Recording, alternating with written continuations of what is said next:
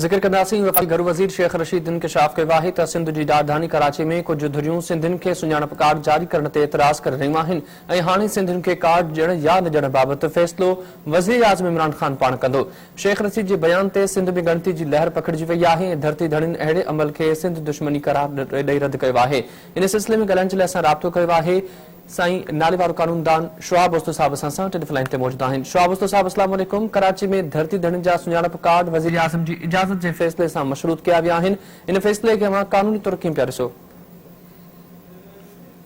वाहियात क़िस्म जी स्टेटमेंट आहे ऐं शेख रशीद जो त हिकिड़ो माज़ीअ जो रिकॉर्ड इहो ई रहियो आहे त उहो ॻाल्हाईंदो पहिरियों आहे, सोचींदो शायदि बाद में आहे। अफ़सोसनाक ॻाल्हि आहे त उहो मुल्क जो इंटीरियर मिनिस्टर आहे, वज़ीर दाख़िला आहे, उनखे ख़बर हुजणु घुरिजे इमिग्रेशन जा जेके बि कानून आहिनि उनजी उनखे ख़बर हुजणु घुरिजे। बिहारियुनि जो मामिलो बिल्कुलु मुख़्तलिफ़ आहे। बिहारी जेको आहे सो हिंदुस्तान मां बांग्लादेश में उन वक़्तु ते ईस्ट पाकिस्तान हो, हिते वञी आबाद थिया, उनखां पोइ हिते हिनखे आंदो वियो ऐं उन्हनि खे मुख़्तलिफ़ शहरनि में आबाद कयो वियो। लाहौर में, पाकिस्तान जे मुख़्तलिफ़ शहरनि में आबाद कयो वियो ऐं हिन मनसूबे तहत आबाद कयो वियो त इहे मुख़्तलिफ़ शहरनि में आबाद रहंदा, सिर्फ़ु सिंध में न हूंदा। पर उन्हनि खे बाद में सभिनी जेको आहे सो कराची में अची ऐं सिंध जे ॿियनि शहरनि में आबाद कयो वियो ऐं इहा सॼी साज़िश जेका आहे उहा जेका गुज़िरियल 70 साल खां पोइ हले, उहा दरअसल इहा हिकिड़ी कड़ी आहे हिन साज़िश जी त पंजाब जे जेको आहे सो जेके ताक़तवर धुरियूं आहिनि उन्हनि खे सिंध में कब्ज़ो करणो आहे। सिंध जी ज़मीनूं फबाए विया आहिनि, सिंध जी जेके वसीला आहिनि उन्हनि ते उन्हनि जो कब्ज़ो आहे, सिंध जी सामूंडी पटीअ ते उन्हनि जो कब्ज़ो आहे ऐं हाणे वञी बचियो आहे जेको त सिंधी माण्हूअ जो जेको बुनियादी आइनी क़ानूनी ऐं इंसानी हक़ आहे त उनजी जेका शनाख़्त आहे उनखे ख़तमु कजे ऐं सिंध जी तारीख़ी तसलसल खे जेको आहे सो ख़तमु कजे, सिंध जी जेका वहदत आहे उनखे ख़तमु कजे। मां सम्झां थो त हे फितने ऐं फ़साद पैदा करण जे लाइ इहा हिन रशीद जेका स्टेटमेंट ॾिनी आहे ऐं हुनजो मक़सदु सिर्फ़ु ऐं सिर्फ़ु इहो आहे त इहो ज़ाहिर करणु त सिंध जेका आहे उहा कराचीअ खां ॿाहिरि आहे ऐं कराची जेका आहे सो इन्हनि जी मिल्कियत आहे ऐं जेके पंजाब जी ॾाढियूं धुरियूं आहिनि ऐं जेके हिते उन जा गुमाश्ता वेठा आहिनि उहे मिली कराचीअ खे जेको आहे सो कब्ज़े करण लाइ सोचनि पिया। मां सम्झां थो त हिन सां वॾे में वॾो खनाम थींदो, फ़साद थींदो, सिंध जा माण्हू बिल्कुलु दुखी आहिनि हिन मामले ते ऐं मूंखे अफ़सोस आहे त जेके नेशनल असेंबली में हुन ते छो रेज़ोल्यूशन पास थियो आहे, छो हुन ते वॉकआउट थियो आहे। नेशनल असेंबली में सेनेट में पीपल्स पार्टी जा नुमाइंदा असां मोकिलिया आहिनि इलेक्ट करे, उन्हनि खे उन्हनि जो हक़ु आहे, उन्हनि जो फ़र्ज़ु आहे त उहो इन बयान जी न सिर्फ़ु मज़म्मत कनि पर इनखे रशीद खे जेको आहे सो मजबूर कनि त इहो बयानु जेको आहे उनजी वज़ाहत करे ऐं इहो बयानु वापसि वठे। अच्छा शुआब उस्तो साहब, पीपल्स पार्टी सिंध असेंबली में त इन मामले ते आवाज़ उथारण जो इम्कान आहे, छा क़ौमी असेंबली या सेनेट में उथारे सघे थी इन मामले ते आवाज़ पीपल्स पार्टी? पीपल्स पार्टी जा सेनेट में जेको आहे तक़रीबन 28-29 वोट आहिनि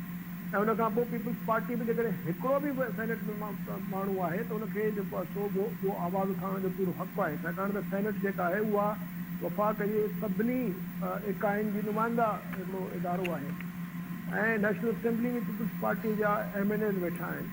बल्कि पूरी ऑपोज़िशन खे इन ते जेको आहे भरपूर क़िस्म जो एहतियात करणु घुरिजे। इहे सभई इन ते हिकिड़ो कंसेंसस क्रिएट कनि त रशीद जेको आहे सो इहो सॼे मुल्क में फ़साद थो कराए।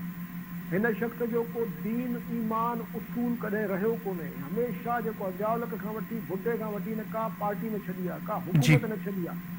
हिन जी कहिड़ी इख़लाक़ी हैसियत आहे, कहिड़ो हिन जो जेको आहे सो हिनजी जेका हिन जी आवाज़ में को इख़लाक़ी या क़ानूनी जेको आहे सो को जवाज़ आहे। हिकिड़ो गुमाश्तो आहे जेको सिर्फ़ु फ़साद ऐं सिंध जे अंदरि ख़ासि तौर ते जेको आहे सो सिंध में लसानी फ़साद करण लाइ अहिड़े क़िस्म जा बयान थो ॾे। हिनखे न क़ानून जी ख़बर आहे, न हिनखे आइन जी ख़बर आहे, हिनखे सिर्फ़ु फ़साद कराइण जी ख़बर आहे बसि। अच्छा, अवां छा पिया सम्झो त अहिड़नि फ़ैसिलनि या अहिड़नि ॻाल्हियुनि जे पोयां कहिड़ियूं धुरियूं आहिनि या कहिड़ियूं ताक़तवर धुरियूं आहिनि जेके अहिड़ा फ़ैसिला करणु चाहिनि पियूं? ॾिसो, इहो त हाणे पधिरो पियो आहे त MQM जेका आहे, जेका अञा ताईं इंसाफ़ हुसैन जी एजेंडा ते थी हले, जंहिंजो हर वक़्तु इहो ई तक़ाज़ो आहे त सिंध खे तोड़ियो अञा हिननि जो पेट कोन भरियो आहे। हिंदुस्तान तोड़ियऊं, पाकिस्तान ॿीहर तोड़ियऊं, उन खां पोइ लॻा पिया आहिनि त जेको बचियल पाकिस्तान आहे हिनखे बि ख़तमु कजे। मूंखे तव्हां ॿुधायो त इंसाफ़ खे माइनस करण खां पोइ बि कहिड़ो उन दौर जो MQM जो जेको पाकिस्तान दुश्मन जेको सियासी वर्कर हुजे या सियासी लीडर हुजे अञा ताईं मौजूदु कोन्हे ऐं जंहिंखे खुली छुटी ॾिनी वई आहे, छाकाणि त उन वक़्तु बि इहा ई साज़िश हुई त जेकॾहिं सिंध टुटंदी, सिंध में जेको आहे सो सिंध जो जेको ॿाहिराड़ी जा इलाइक़ा आहिनि उन्हनि खे अलॻि कयो वेंदो त सिंध बर्बादु थींदी। बाक़ी जेके सणभा इलाइक़ा आहिनि, जिते वसीला आहिनि, जिते ज़मीनूं आहिनि, जिते जेको आहे सो इंडस्ट्री आहे, जिते सामूंडी पट्टियूं आहिनि, जिते सभु कुझु आहे, उन्हनि खे कब्ज़े करण जी हिकिड़ी साज़िश आहे। तो मां सम्झां थो हिनजी भरपूर तरीक़े सां